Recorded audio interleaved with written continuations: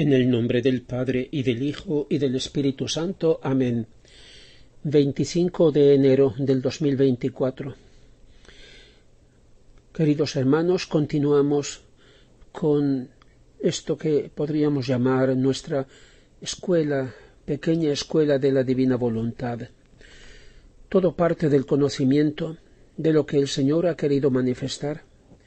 La revelación pública es completa, pero no ha terminado ni terminará nunca, eternamente.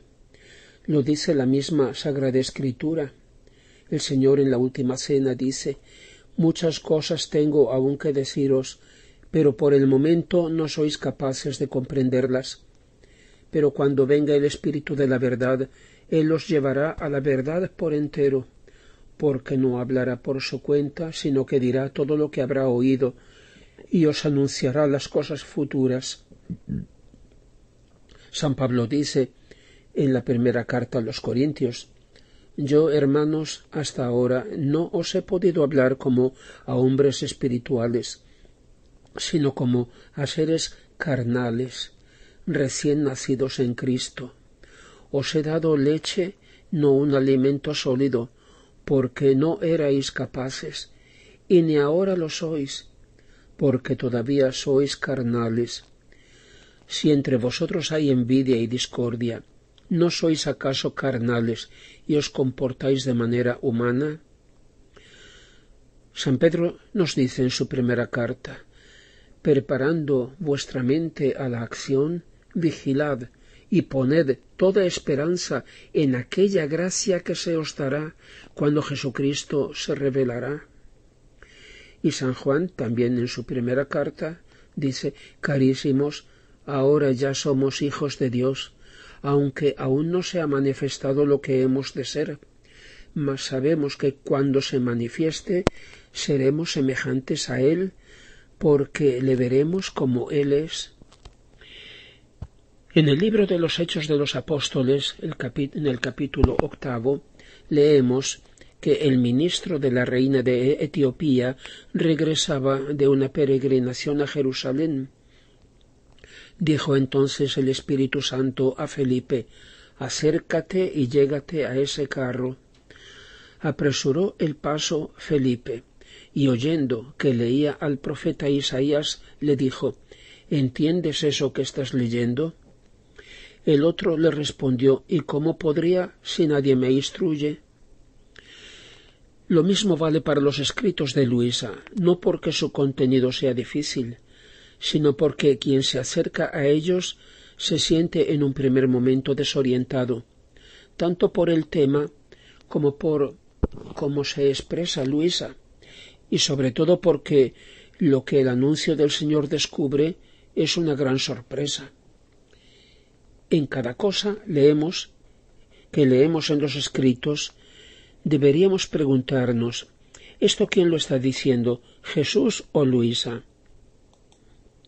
Si es Luisa, el problema ahí termina, pero si es algo que dice Jesús y no lo reconocemos o aceptamos, lógicamente no aceptaremos muchas otras cosas estrechamente vinculadas con eso y sin duda ya presentes, al menos en embrión, en la revelación pública.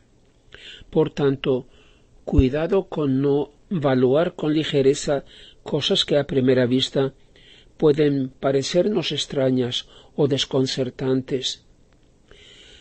La clave para el discernimiento podrá ser solamente la revelación pública, conforme a la fe de la Iglesia, y la extraordinaria lógica interna y la unidad de los escritos.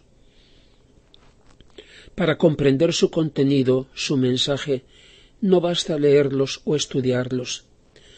Quien lee comprenderá en la medida que esté abierto a la voluntad de Dios y permita a la gracia transformarlo conforme a lo que lee. El Señor ha dicho en el Evangelio: mi doctrina no es mía, sino de aquel que me ha enviado. Si uno quiere hacer la voluntad de Él, comprenderá si esta doctrina viene de Dios o si yo hablo por mi cuenta.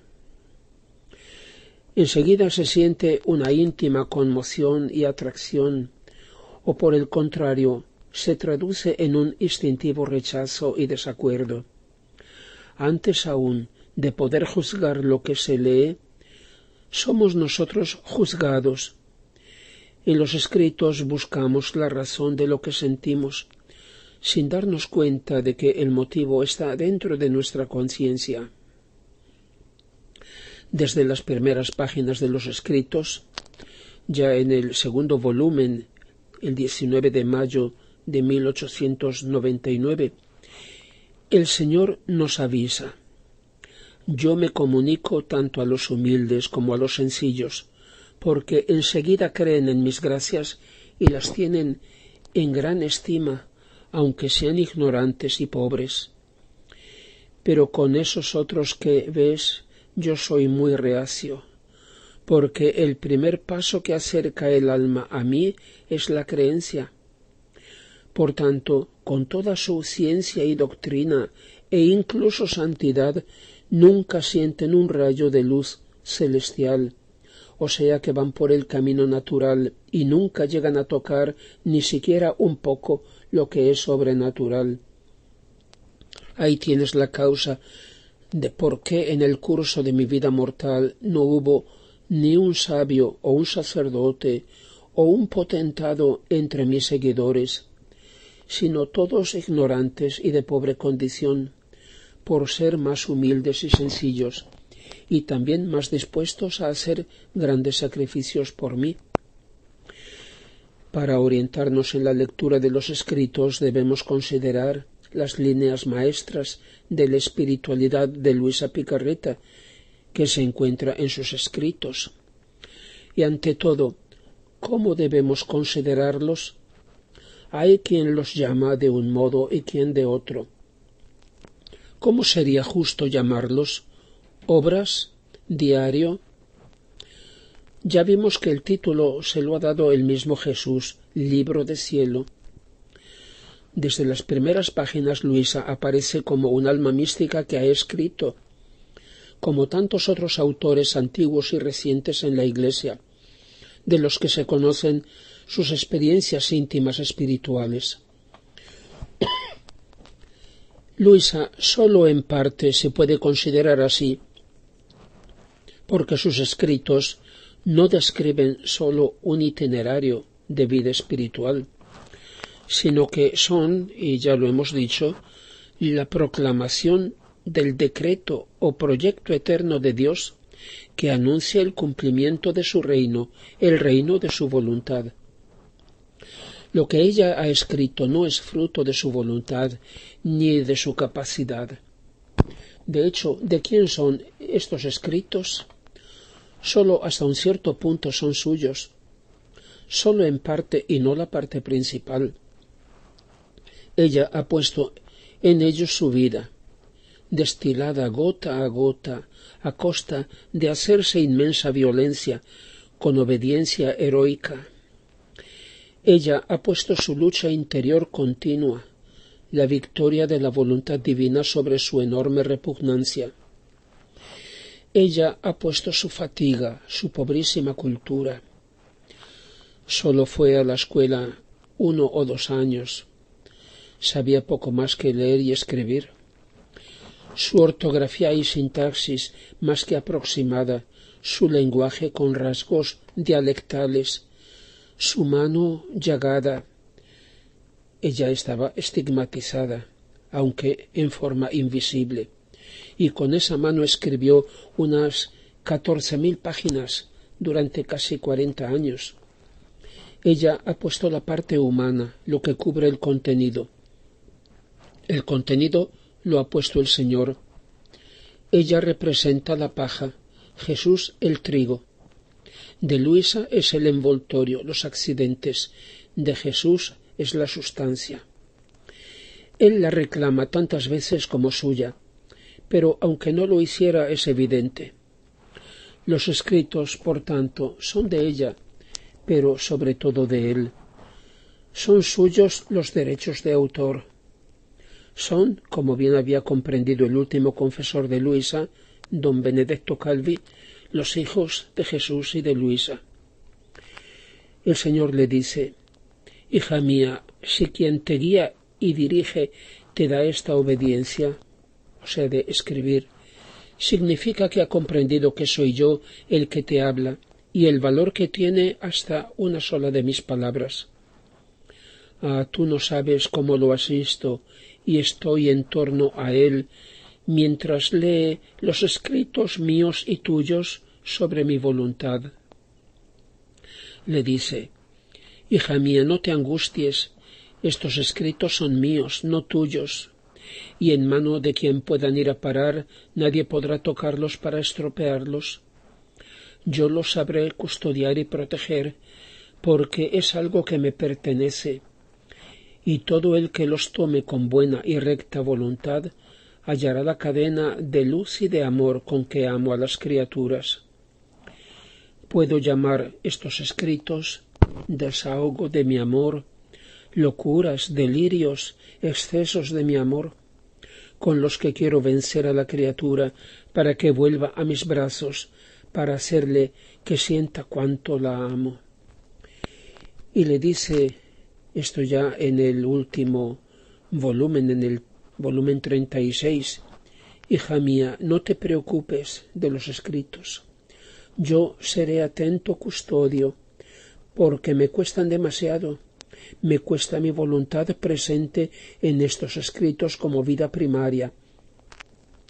Podría llamarlos testamento de amor que mi voluntad hace a las criaturas. Se entrega a sí misma y las llama a que vivan en su heredad. Por eso, estos escritos están llenos de vidas divinas que no se pueden destruir. Demasiado haría falta para tocar lo que te he hecho escribir sobre mi voluntad, porque puedo llamarlo nueva creación viviente y hablante. Será el último desahogo de mi amor hacia las humanas generaciones. Pero volvamos a lo esencial. Por tanto, ¿qué cosa es vivir en la divina voluntad, este don supremo? ¿No es tal vez hacer o cumplir la voluntad de Dios que todos los santos conocen y hacen? Está claro que no se trata de palabras, sino que estamos ante una cosa nueva, no conocida hasta ahora. Así Jesús le dice: los mismos santos se unen conmigo y hacen fiesta, esperando con ardor que una hermana suya sustituya sus mismos actos, santos a nivel humano, aunque no a nivel divino. Me ruegan que cuanto antes haga entrar a la criatura en este ambiente divino. En otro pasaje Luisa dice: ¿será posible que Jesús haya dejado pasar tantos siglos sin dar a conocer estos prodigios del divino querer y que no haya elegido entre tantos santos a uno que diera comienzo a esta santidad totalmente divina? Y eso que estuvieron los apóstoles y tantos otros grandes santos que han asombrado a todo el mundo. Y le dice: amor mío y vida mía, yo aún no logro convencerme cómo es posible que ningún santo haya hecho siempre tu santísima voluntad y haya vivido de la forma como ahora dices en tu querer. Y el Señor le responde: desde luego que han habido santos que han hecho siempre mi querer, pero han tomado de mi voluntad en la medida que la conocían. Ellos conocían que hacer mi voluntad era el acto más grande, lo que más honor me daba, y lo que conducía a la santificación, y con esa intención la hacían, y eso tomaban, porque no hay santidad sin mi voluntad, y no puede resultar ningún bien, santidad, grande o pequeña, sin ella. Y le dice: hija mía, en mi voluntad eterna encontrarás todos mis actos, como también los de mi madre, que envolvían todos los actos de las criaturas, desde el primero hasta el último que tendrá que existir, como dentro de un manto, del cual, teniendo como dos partes, una de ellas se elevaba hasta el cielo, para devolver a mi Padre, con una voluntad divina, todo lo que las criaturas le debían. amor, gloria, reparación y satisfacción. La otra permanecía como defensa y ayuda para las criaturas. Nadie más ha entrado en mi voluntad divina para hacer todo lo que hizo mi humanidad. Mis santos han hecho mi voluntad, pero no han entrado en ella para hacer todo lo que hace mi voluntad y recoger como en una sola mirada todos los actos, desde el primer hombre hasta el último, y hacerse sus actores, espectadores y divinizadores. Con hacer mi voluntad no se llega a hacer todo lo que mi eterno querer contiene, sino que desciende limitado a la criatura, en la medida que la criatura puede contenerlo. Sólo quien entra dentro de él se ensancha, se difunde como luz del sol en los eternos vuelos de mi querer, y encontrando mis actos y los de mi madre, añade el suyo. Mira en mi voluntad, ¿acaso hay otros actos de criatura multiplicados en los míos que llegan hasta el último acto que ha de cumplirse en la tierra? Fíjate bien, no encontrarás ninguno. Eso significa que nadie ha entrado. Estaba reservado abrir las puertas de mi eterno querer solo a mi pequeña hija, para unificar sus actos a los míos y a los de mi madre, y hacer que todos nuestros actos fueran triples ante la Suprema Majestad para el bien de las criaturas. Ahora, habiendo abierto las puertas, pueden entrar otros con tal que se dispongan a un bien tan grande. En conclusión, queridos hermanos, digámosle cada día, todo lo mío es tuyo y todo lo tuyo es mío. Te doy mi voluntad, dame la tuya. Y como en una escala que nos lleva a lo alto, podemos decirle, por ejemplo, perdóname, purifícame, reordéname, lléname de ti, santifícame, sustitúyeme, transfórmame, transubstánciame, conságrame, divinízame y llévame contigo al Padre. Gloria al Padre, y al Hijo y al Espíritu Santo, como era en el principio, ahora y siempre, y por los siglos de los siglos. Amén.